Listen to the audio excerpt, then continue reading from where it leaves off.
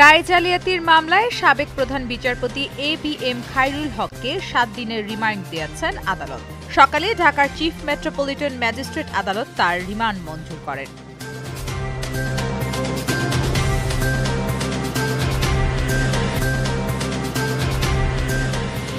রংপুরে আবু সাইদ হত্যা মামলায় বেগম রোকেয়া বিশ্ববিদ্যালয়ের প্রক্টর সহ 6 আসামিকে ট্রাইব্যুনালে হাজির করা হয়েছে। ফের আসামি পক্ষের অভিযোগ গঠনের শুনানি আজ।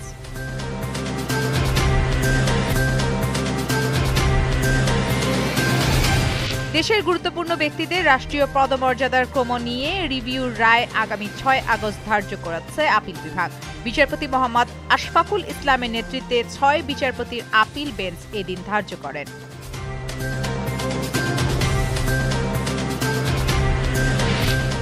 রাশিয়ার কামচাটকা উপদ্বীপের উপকূলে 8.7 মাত্রায় শক্তিশালী ভূমিকম্প আঘাত হানে।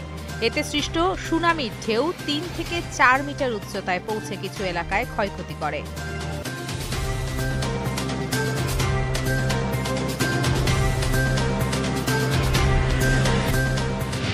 মেয়েদের কোপা আমেরিকায় 10ম আসরে দ্বিতীয় সেমিফাইনালে উরুগুয়েকে 5-1 গোলে বিধ্বস্ত করে ব্রাজিলের মেয়েরা। 2 জয়ে কোপার ফাইনাল নিশ্চিত করার পাশাপাশি 2028 সালের লস অ্যাঞ্জেলেস অলিম্পিকে সরাসরি জায়গা নিশ্চিত করেছে সেলেসাওরা।